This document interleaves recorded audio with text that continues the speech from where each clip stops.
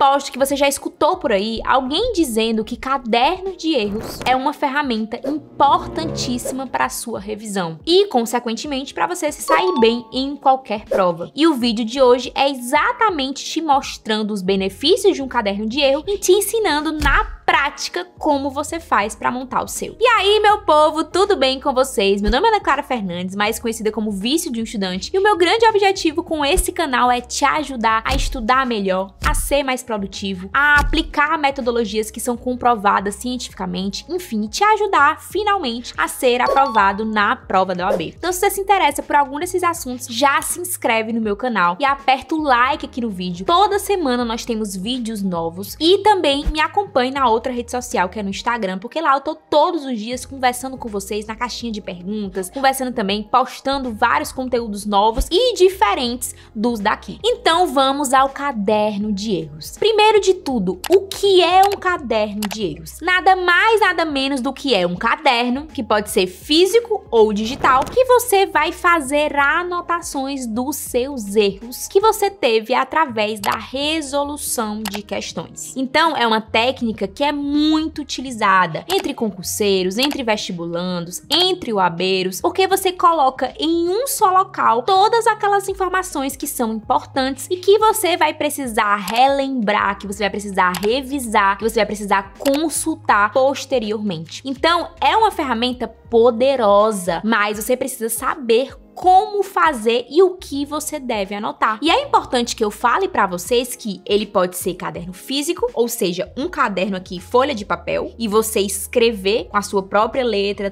todos os seus erros, ou ele pode ser um caderno digital, que você abre aqui pastas e no Word mesmo você vai construindo, digitando o seu caderno de erros. Ana, como eu escolho entre o digital e o físico? Baseado no que você funciona melhor. Tem muita gente que gosta muito ainda do papel, que adora papel, que gosta mesmo de escrever, que gosta de grifar, que gosta de desenhar. Nesse caso, o físico acaba sendo mais útil. Se você é aquela pessoa totalmente adepta ao digital, que consegue estudar completamente pelo computador, faz tudo pelo computador, faz questão pelo computador, lê PDF pelo computador, vai funcionar muito melhor o digital. E um dos grandes benefícios do digital é você poder ver esse caderno, acessar esse caderno de qualquer lugar. Acaba que o físico limita um pouco em relação a isso. E o físico também você acaba demorando mais. E o digital acaba sendo mais rápido. Mas existem pessoas e pessoas. Não é porque você vai escolher o físico que essa ferramenta vai deixar de ser boa para os seus estudos. Na verdade, não. Cada um escolhe o que melhor funciona. E aí, Ana, entendi esse ponto. Físico ou digital? Digita aqui nos comentários qual foi que você escolheu. Físico ou digital. E agora nós vamos para o segundo ponto. Como eu devo organizar o meu caderno de erros? E basicamente, presta atenção. Você precisa separar cadernos ou então matéria dentro de um caderno para cada disciplina. Não misture as disciplinas, os conteúdos dentro de um só caderno, porque a longo prazo vai se tornar impossível você achar aquela informação que você tanto procura. Então você vai separar cadernos por matéria. E dentro do caderno de cada matéria, você vai organizar por tema. Então, por exemplo, dentro vai ter um caderno de direito do trabalho. E dentro do caderno de direito do trabalho, nós iremos ter capítulos, que são exatamente os temas de direito do trabalho. Exemplo, contrato de trabalho vai ser uma parte. Aí vamos ter alteração do contrato de trabalho, outra parte. Estabilidade, outro capítulo.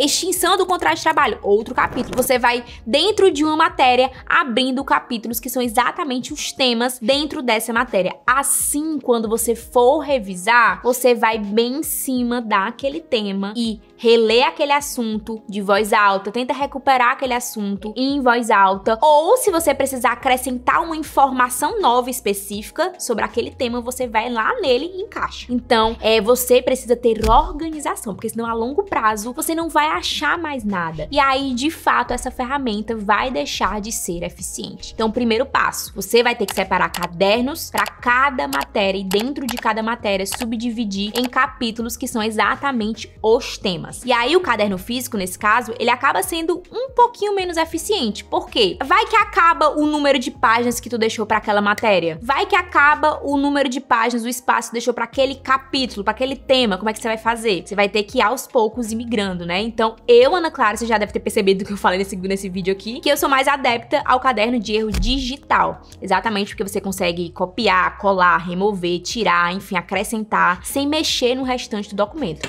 Mas cada um faz o que achar melhor. Terceiro ponto, o que colocar no caderno de erros. E, gente, eu já vi tanta gente fazer coisa errada no caderno de erros. Na verdade, não é nem que seja errado, é que não é tão eficiente. Eu já vi gente colar a questão, bota questão dentro do caderno de erro, bota o enunciado, as alternativas e tudo, mas na verdade não é assim, gente. Basicamente, no seu caderno de erros, você vai colocar informações que você julga importante. Informações que você não sabia e tá descobrindo agora. Descobriu informação nova através da resolução de questões. Aí você vai lá colocar no seu caderno de erros. Ou então, alguma coisa que você errou e que você aprendeu agora, né, com o erro e vai colocar no seu caderno de erros pra você não errar mais. Ana, falando fica muito fácil. Mas como é que é na prática mesmo? Você pode me ensinar? Você pode exemplificar? Então, bora lá que eu vou fazer isso agora com vocês. Então, bora lá, gente. Eu abri aqui o QConcurso, selecionei uma questão para exemplificar para vocês na prática como funciona o caderno de erros. E o caderno de erros, ele decorre das anotações que você vai fazer através da resolução de questões. Então aqui eu selecionei uma questão de 2018 de Direito Constitucional que fala sobre teoria da Constituição, que fala sobre emenda constitucional, que fala sobre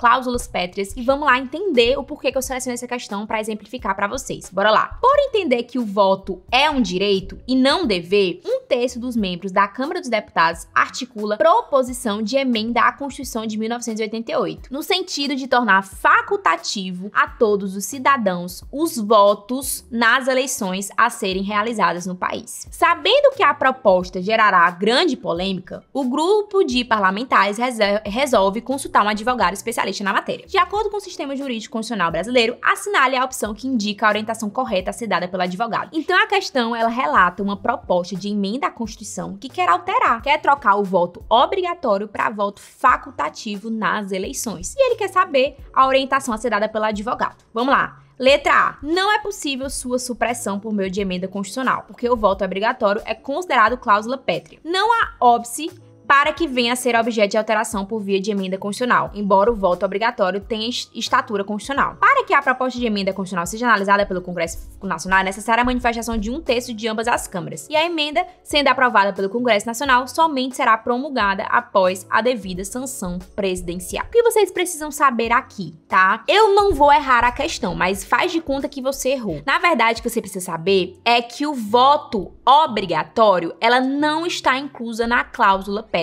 Tá inclusa, na verdade, o voto direto, o voto secreto. Você vai ver até aqui no comentário, ó. O voto é direto, secreto, universal e periódico. Isso aqui que é uma cláusula pétrea. Não está inclusa na cláusula pétrea o voto ser obrigatório ou ele ser facultativo. Então, isso sim pode ser mudado, né? Isso sim pode ser mudado através da emenda à Constituição, porque esse artigo ele está na Constituição e só se altera a Constituição por meio de emenda constitucional. Então, ó, não é possível sua supressão. Não é errada. Não há óbice para que venha ser objeto de alteração, embora o voto obrigatório tenha estatura constitucional. Acho que é ok. Para que a proposta da emenda constitucional seja analisada pelo Congresso Nacional, é necessária a manifestação de 1/3 de ambas as casas. Na verdade, não é 1/3, na verdade é 3/5. Isso também está no artigo 60. E a emenda sendo aprovada pelo Congresso Nacional, somente será promulgada após a sanção presidencial. Aí, olha só, eu cheguei na letra B e acredito que seja correta. Parabéns, você acertou,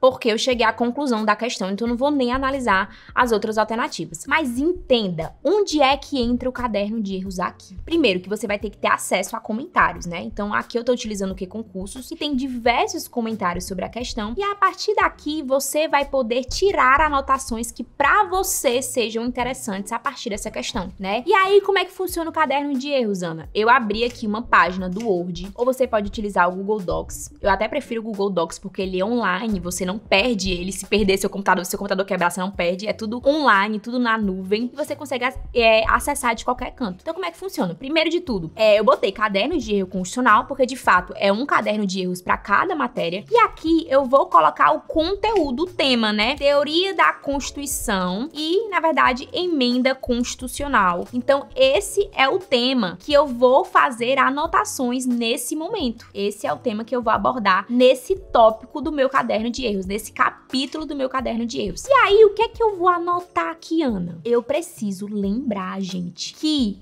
cláusula pétrea, apenas o que não pode ser modificado é o voto direto, secreto, universal e periódico. O facultativo, ele pode. Então, olha só, tem um comentário aqui que ele é bem bom, ó, mas eu posso adaptar, ó. Aí eu vou botar um pontinho aqui, ó. O voto obrigatório não é uma cláusula pétrea. Portanto, pode sim ser modificado via emenda constitucional. O que é considerado cláusula pétrea é apenas o fato dele ser direto, secreto, universal e periódico. Então, entendam que foi essa informação que eu tirei da questão. E é assim que você vai construir o seu próprio caderno de erros. Outra informação importante que você pode tirar dessa questão, por exemplo, é nessa letra D, que fala que a emenda, se aprovada pelo Congresso Nacional, somente será promulgada após a devida sanção presidencial. E o que você precisa saber é que na emenda constitucional não há sanção presidencial, diferentemente do procedimento, né, de legislação ordinária ou de lei complementar, mas de emenda constitucional não exige. Então, outra informação que você pode acrescentar aqui é que no procedimento de emenda constitucional, não há a sanção presidencial. O presidente pode apenas propor a emenda à Constituição. Isso não acontece em lei ordinária e lei complementar, onde é necessário a sanção presidencial. O que vocês estão entendendo a partir dessas minhas anotações? Primeiro, que as suas anotações elas devem ser criadas a partir de uma questão. E segundo, as anotações elas devem ser feitas a partir das suas palavras, do que você entendeu. Obviamente que você pode pegar um comentário ou outro que esteja legal e copiar para te auxiliar na hora de escrever, né? Mas é importante que você pense, porque quando você pensa, isso fixa na sua memória. E aí, quando você for reler, for revisar, você apenas vai revisar isso aqui, entendeu? Aí você vai para outro tópico, sei lá, direitos e garantias fundamentais. Aí você resolve outra questão e vai acrescentando aqui, vai organizando todo o seu caderno de erros. E é assim que monta um caderno de erros eficaz e realmente com as informações que são necessárias. E é isso, pessoal. Espero muito que vocês tenham gostado. Espero muito que tenha clareado a mente de vocês do que deve se colocar ou não no caderno de erros. Se você quiser colocar letra de lei, você pode, mas é interessante que você escreva com as suas próprias palavras para você aprender e fixar. E deixe o seu like, mais uma vez, seu dedo não vai cair e vai ajudar com que mais pessoas tenham acesso ao meu canal e aos meus conteúdos. Então deixe seu like, que eu aposto que você gostou desse vídeo e clareou muito a sua mente. Até a próxima, pessoal. Tchau!